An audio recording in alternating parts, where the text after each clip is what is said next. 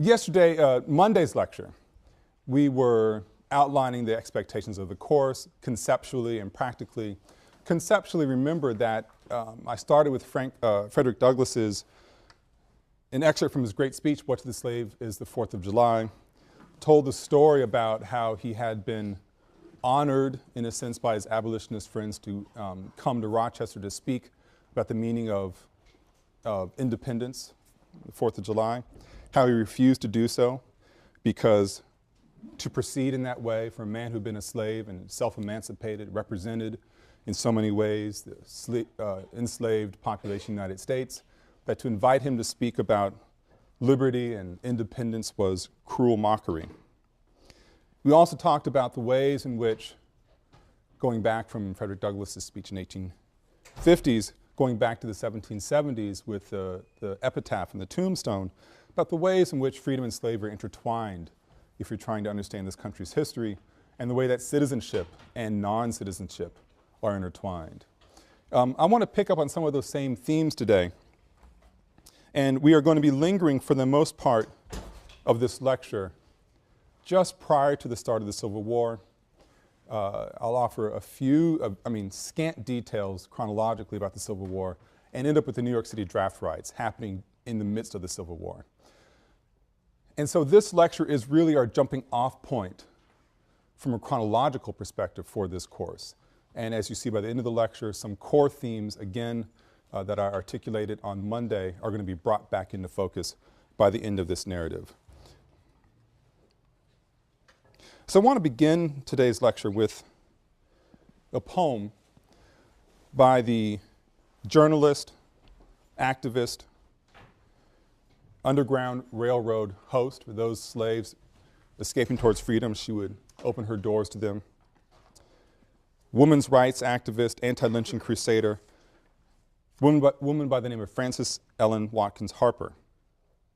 It's a poem written in 1854, the same moment that Frederick Douglass is castigating his abolitionist friends about their understandings of freedom and of liberty and of slavery. The poem is called Bury Me in a Free Land. And I want you to listen. I'm not going to say the poem is high art. It's better than I can do, but it's not high art, I don't think.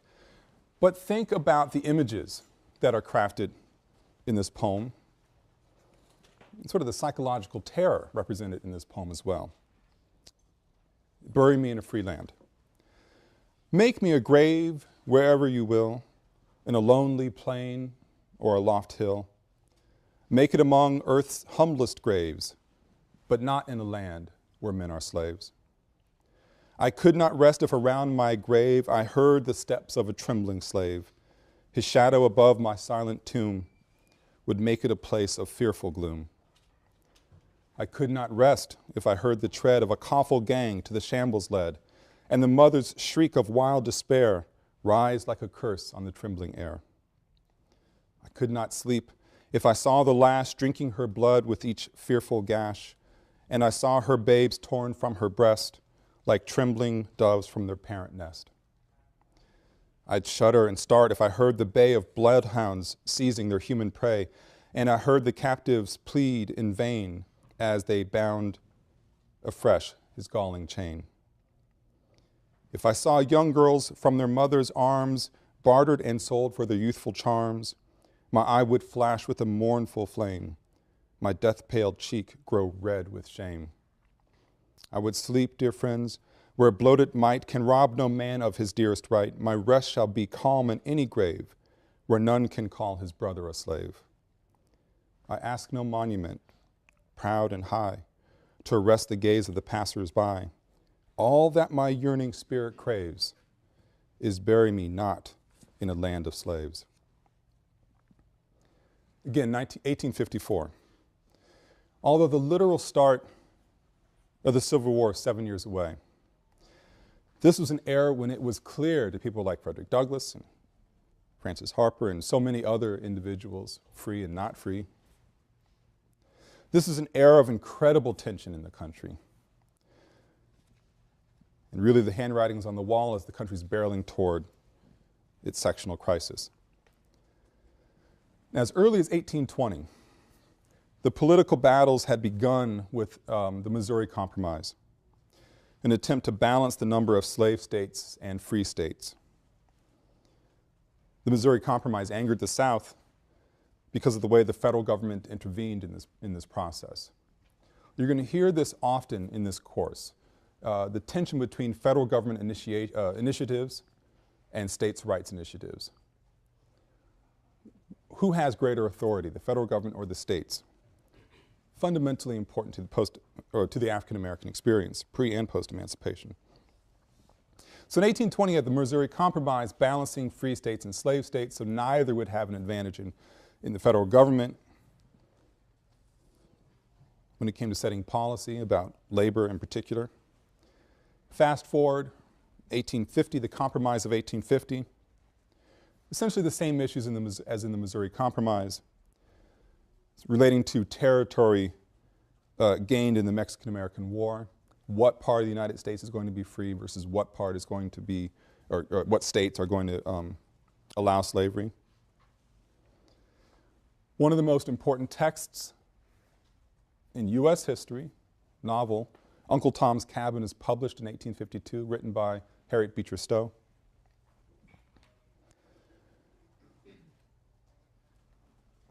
Quite a long time before Oprah's book club, the book sells in numbers that are astonishing.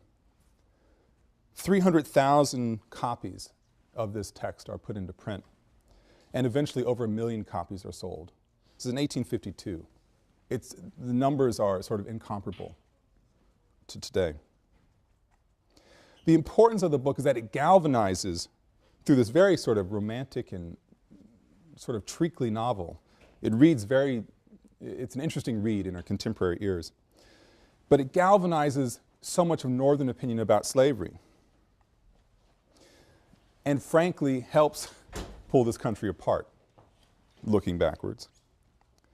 In 1854, you had the Kansas-Nebraska Act that wipes out the Missouri Compromise of 34 years earlier and starts a bloody war, and essentially a civil war within Kansas about whether we're going to have slave territories, slave states, or free states in these areas.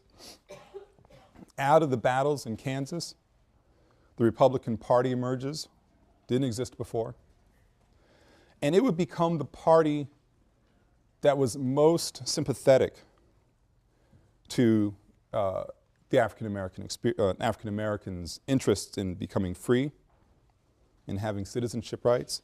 It becomes the party with which blacks would affiliate until the mid-1930s. Now, this takes us up to around 1857. Again, I'm fast-forwarding through a lot of history here just to get to some of the main themes of this lecture.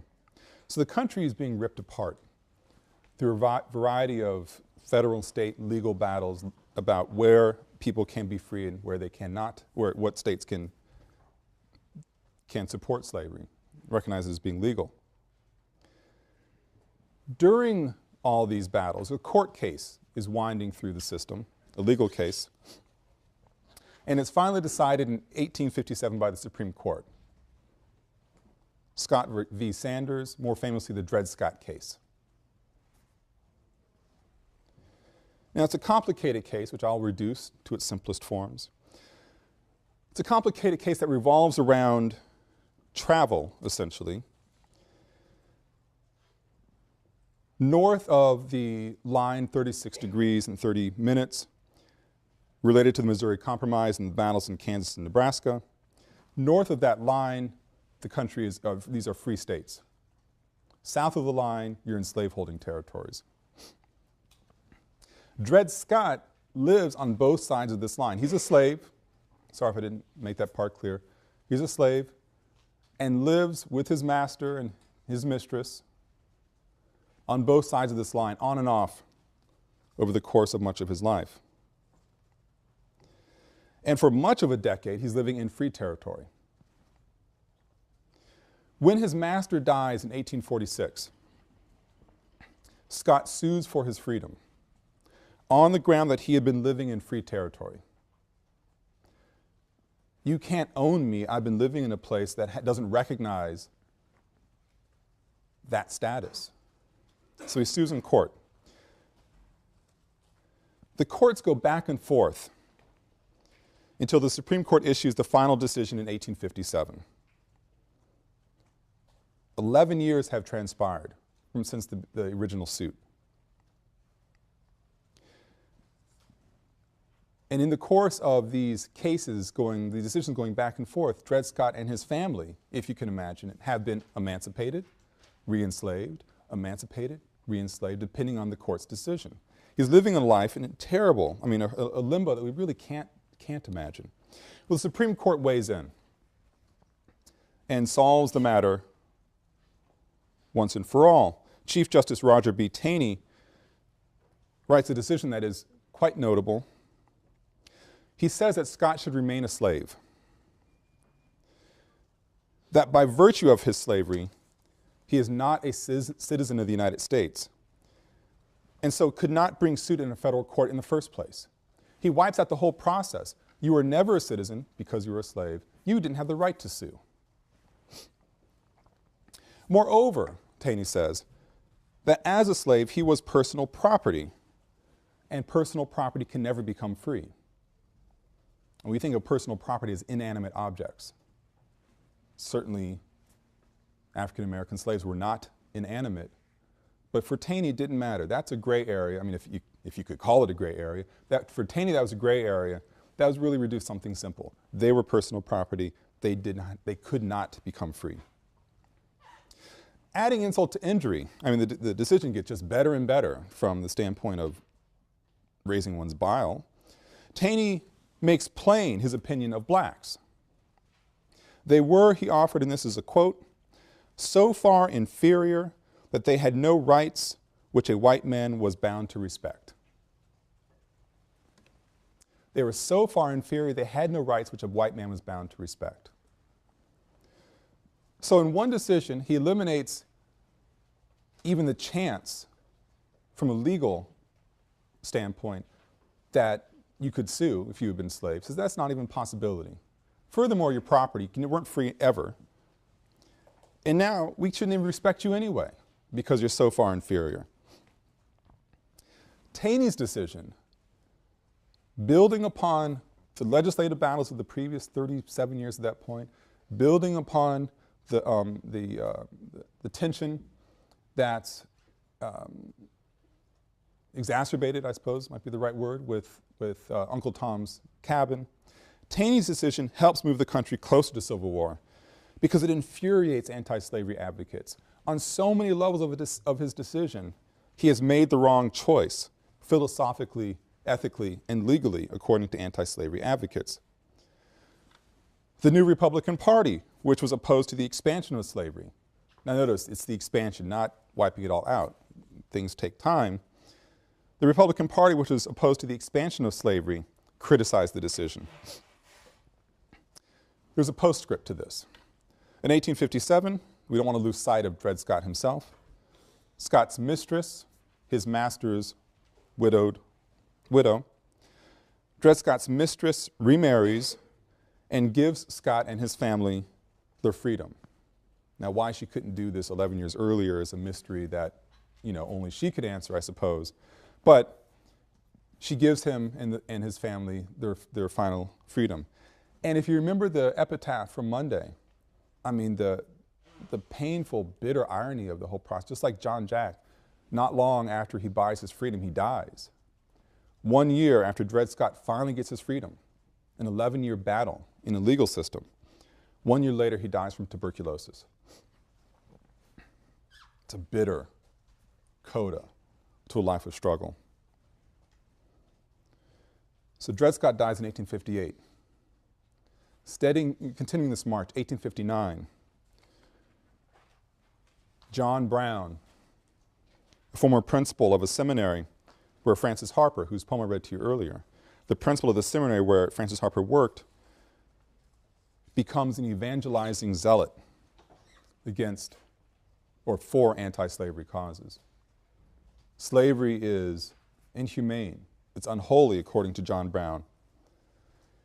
And he recognizes, or he believes, the way to solve this problem, since the legal process isn't working, since the process of moral suasion isn't working, is to get guns. John Brown organizes a band of armed abolitionists, black and white men, and their plans to storm the arsenal of Harpers Ferry, Virginia. John Brown invites Frederick Douglass, you're such an important leader for African Americans, you need to join us in this battle. And Douglass says, I wasn't there for the conversation, but John, you're crazy. And he may have been a bit, visionary, I suppose is another word for crazy in some times. He forms a group, John Brown does, and they begin their raid. Doesn't last very long. Robert E. Lee, General of the United States Army, not yet a traitor, quickly defeats John Brown and his associates. Brown is wounded in the battle and he's captured. And in short order, he's convicted of treason and he's ultimately hanged. Between the time of the raid, or when he's caught that is, and his hanging, there's a trial. And during that trial, John Brown becomes seen as a messianic hero to many people. Francis Harper, again, has a note sent to John Brown when he's in prison that reads in part, and I'm quoting from it here, "In the name of the young girl sold from the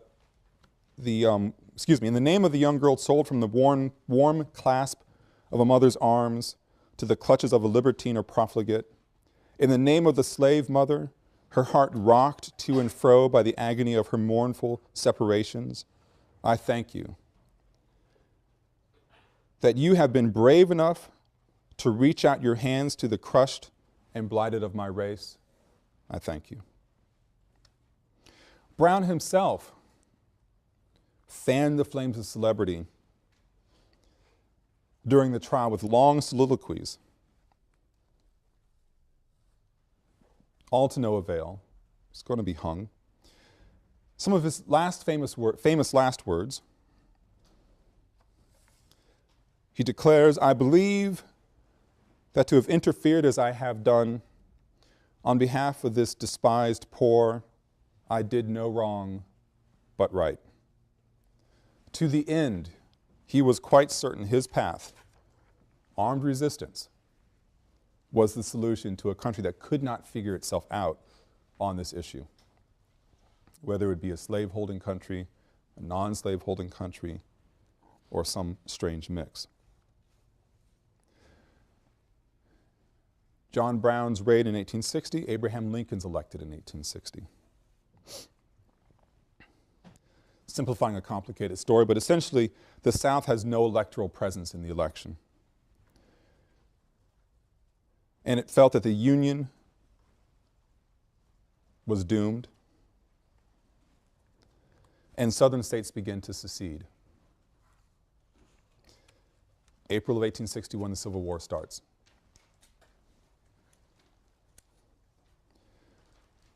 Lincoln wants to preserve the Union at all costs and tries from the very start to lure the South back in with a plan of compensated emancipation. Essentially, we'll pay for your slaves. You emancipate them, we give you some money. Many people in the North balk at this idea. This is crazy. And the South completely refuses. Lincoln tries to develop a colonization plan to move blacks to Latin America. Now, this is part of a longer tradition. Lincoln didn't just create an idea of solving the race problem by getting rid of the race. This has been going back at this point through colonization societies, 30, 40, 50 years. And then in terms of individual ideas, much longer. But Lincoln thinks, well, this is a solution. We've got a problem with slaves. Slaves are black in this country. There's also Native American slaves, but a much smaller population. We'll just move them. That plan doesn't work out either. Now, Lincoln has an evolutionary viewpoint when it comes to slavery. in terms of its role in society, pragmatically, how it affected the Union, the sustainability of the Union, or the possibility of reconciliation of the Union. He doesn't support slavery, but he could not find a way to eliminate it and try to preserve or reconcile the Union. Political and pragmatic pressures finally forced his hand.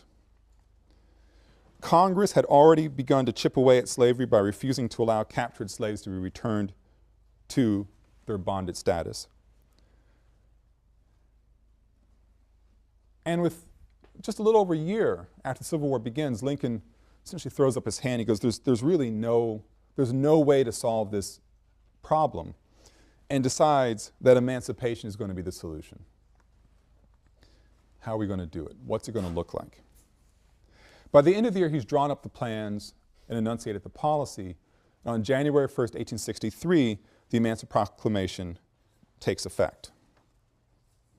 Now, the proclamation is a fascinating document. It's compromised, as most political things are. It's a manifestation of compromise. And it declares that the slave population in any state that's still in rebellion against the United States on January 1863, slave populations in those states that are in rebellion against the federal government, against the United States, at that moment would become free. And what does this mean?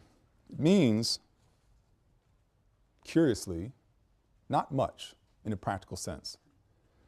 If you're in South Carolina, you own slaves, your state has seceded from the Union. Lincoln says on January 1863, you don't own the slaves anymore. Well, if you're in South Carolina, you don't care what Lincoln says. You still own your slaves. In Maryland, though, which sided with the Union, if I had a plantation and owned slaves and I was in Maryland, my state is not in rebellion against the U.S., I still own my slaves. Now, slavery in Maryland is different from slavery in South Carolina on the level of type of slavery and also scale of it. So in terms of literally freeing people, the Emancipation Proclamation doesn't. It is still one of the most important documents in the history of the United States. Because when you think of politics, there is the literal effects and there's the philosophical or cultural, symbolic effects. When you think of the Emancipation Proclamation in that way, it is an astonishing document.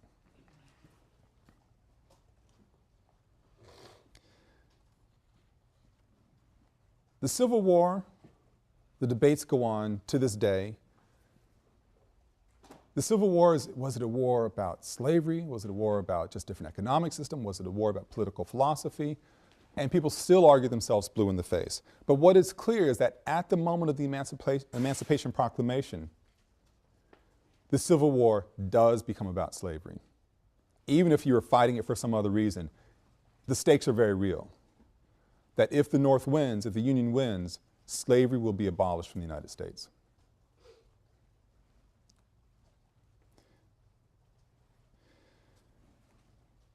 Now let's head towards, in this last sort of 20 minutes of the lecture, we're going to stick north for a while here. Now the war is about slavery, at least in this sort of cultural politics of the moment. It's a miserable war. The South and the North are beating themselves up to a pulp, certainly. And Lincoln faces a problem. The Union troops face a problem. They don't have enough people. As we head through the winter of 1863, Lincoln decides he has to try to find a way to raise the number of troops that are available to fight in this war. And you have the Conscription Acts being passed and going to take effect in March of 1863. And what the Conscription Acts say is that there's mandatory military service for men who are between age 20 and 45. Unless, and there always seems to be an unless when it comes to conscription, unless they happen to have $300 on them. If you had $300, you can buy yourself an exemption. It's a long history of that in this country, many other places. The history is still with us today. Political leaders bought their exemption. It's, you know, it's called Daddy's a powerful political figure, I will not go to war. Conscription Acts of March 1863 said if you were between 20 and 45 and you were a man, you had to serve, unless you could fight for $300.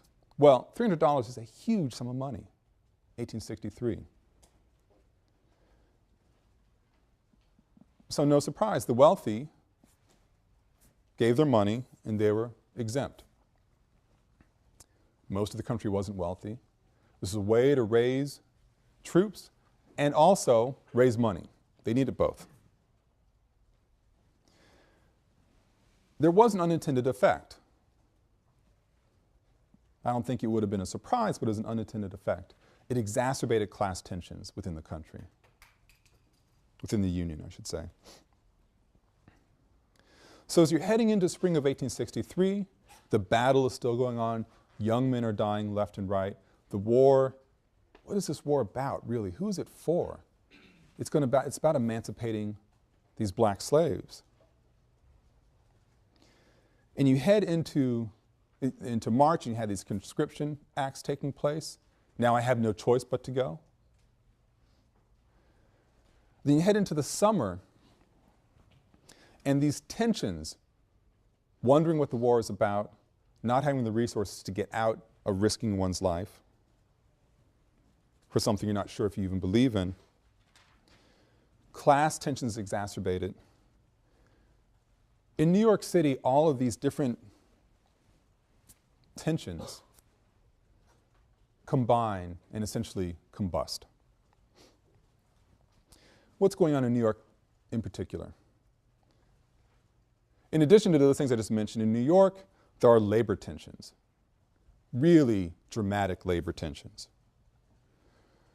The Irish immigrant population treated horribly for quite some time. The Irish control the docks. The Irish are already struggling with local blacks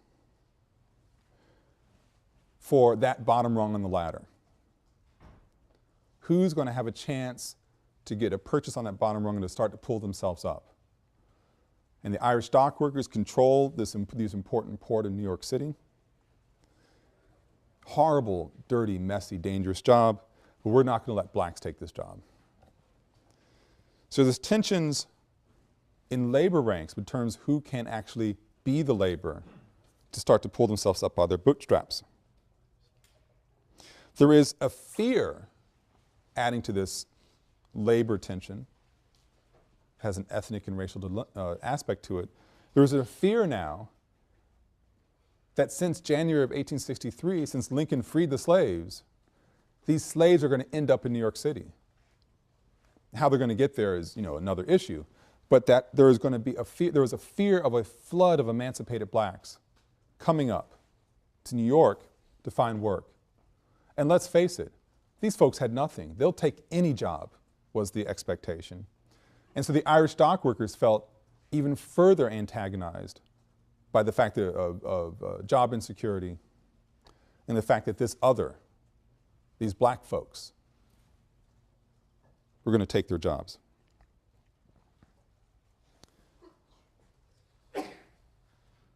Now, as I said before, the Irish, many of them are brand new to this country. They're scrambling to secure their own place as citizens in this country. Looked down upon, treated terribly by other groups.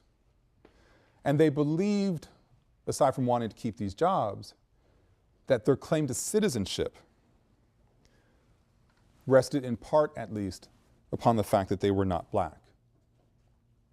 This is a very important point. It's not that it's just about a job, but about belonging. Irish treated like, there would be signs in the stores, no Irish or dogs allowed in. Blacks already weren't allowed in, but no Irish or dogs. The Irish are treated horribly. And so they realize, well, as long as they are not like that person, those people, that person, those people being black, having been emancipated, whether they were actually ever a slave or not, they are tarred in a sense with that same label from an enslaved people. People who weren't citizens in many people's minds. The Irish workers say, well, at least I'm not that, so I'm moving up the ladder. So you take emancipation, you take the Conscription Acts, which are certainly affecting the Irish more than any other population in New York City. You take the fear of emancipated blacks coming up and taking jobs away from the Irish dock workers, and it makes it plain that the Irish now feel incredibly compromised. Everything they'd fought for might be in danger of slipping away. Their freedom, as I mentioned when talking about John Jack and the Citizens of Concord in 1773, Irish workers' freedom was incumbent upon blacks' slavery. They're intertwined. Now we're into July of 1863 after setting all this stage. On July 11th, the first lottery is held for conscription. So we've had this plan, now we're going to make it real. And within 2 days, mayhem ensues. Now, New York is a port city, so aside from having the dock workers unloading material goods and products or loading them onto these ships, you have troops that are being rallied from different places in the Northeast that are coming down to New York City, or they're leaving from New York to head further south into military battles, into military scenes. And so there's all this tension around the military being there. And now, with the Conscription Acts really becoming real, people are going to be forced to don the uniform. Several days of rioting begin. The military commandant of the region, anything embodying military or suggesting police control is targeted. So the commandant is sought out. Soldiers are sought out. Police are sought out. They're targeted by these gangs. Largely ethnic gangs, largely Irish gangs. They're the ones who felt most at threat. And these gangs also targeted blacks. The call went out from the commandant, we need more troops. Now it takes a couple days during 1863 to get people there. After a few days, military troops are brought in to the city to restore calm. When the dust has settled, as many as 1,000 people are dead during these riots. Anybody from New York City? There's got to be a couple people here. Well, think of these places. On the west side, 27th and 7th Avenue, West 33rd Street, 37th and 7th Avenue. On the east side, 34th and East River, very specific street, address 147 East 28th Street. All of these sites that you've walked around them, I know you have. These are sites of lynchings in New York City. We're not talking about gangs throwing rocks and beating each other up. We are talking about lynchings, in addition to that as well, I should say.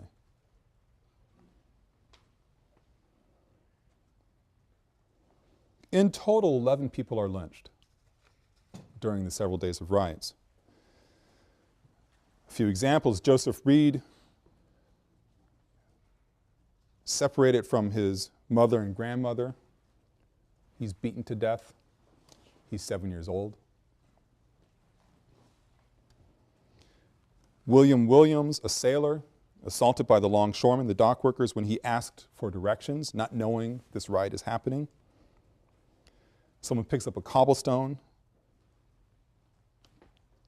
hurls a stone at him. Someone else stabs him. Crowd cheers. And they start chanting. And I'm sorry to use the language, you'll be hearing it several different times in the course, but this is just the history of it all. Start chanting, "Don't hire niggers, don't hire niggers." Labor and class all intertwined, and certainly citizenship as well. The Colored Orphanage, a very large building there to take care of abandoned children. The crowd sees this place as a site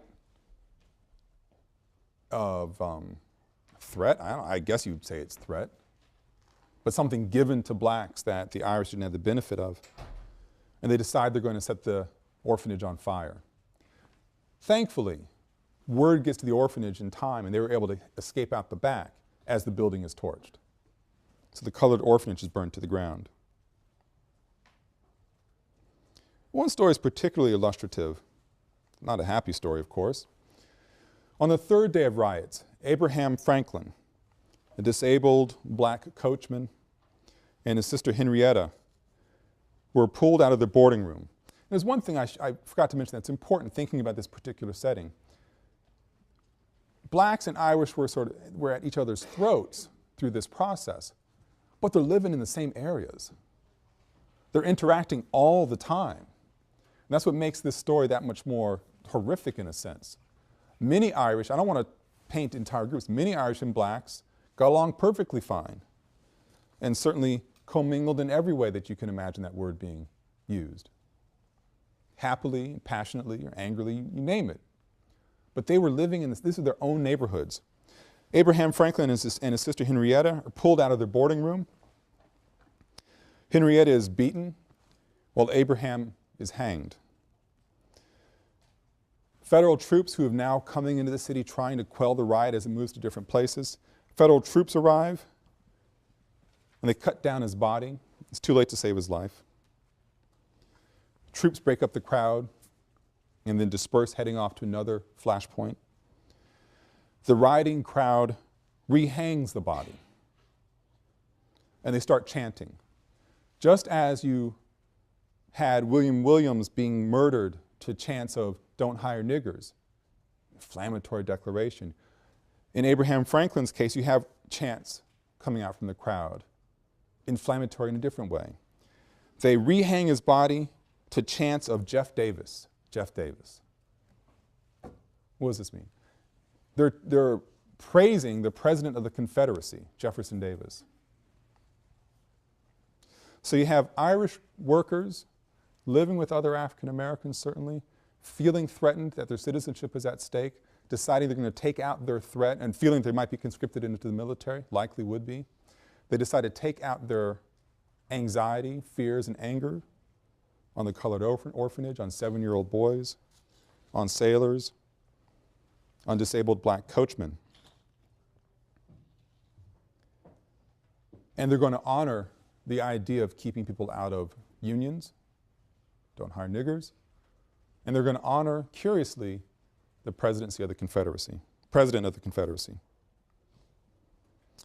So Abraham Franklin is hung, body cut down, he's rehanged, excuse me, and then later on, after the crowd disperses to do something else, somewhere else, a 16-year-old Irish butcher cuts down Franklin. Maybe his body will finally be put to rest.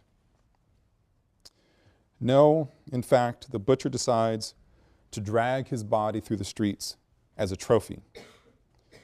In so doing, I claim, marking his own claim to citizenship on the dead body of a crippled black man.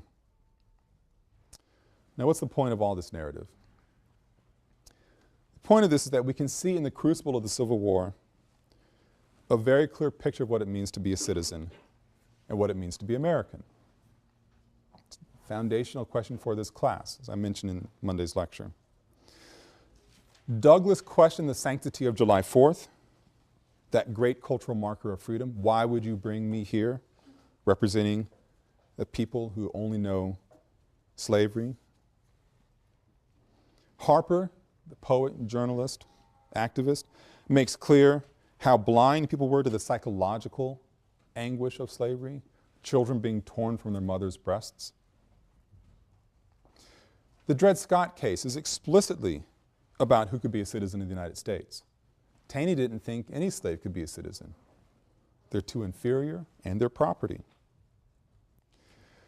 The political turns made out of necessity, and this is very important, made out of necessity in the Civil War, made it absolutely plain to people like Abraham Lincoln, who starts to decide to change these policies, made it absolutely plain that citizenship was going to be linked to freedom, and that freedom was linked to race. The connection is certainly there in terms of social, cultural forms. It's there in political forms. It is tangible. As soon as he signs in to being the Emancipation Proclamation, and in the fallout through the Conscription Acts and the New York City draft riots, it is real. Citizenship is linked to freedom. Freedom is linked to race. The tensions between all of these linkages are made really quite perfectly clear by those people who are rioting in New York City. And I really think made abundantly clear when Abraham Franklin was dragged to the streets of New York by his genitals. Thank you very much. I'll see you on Friday.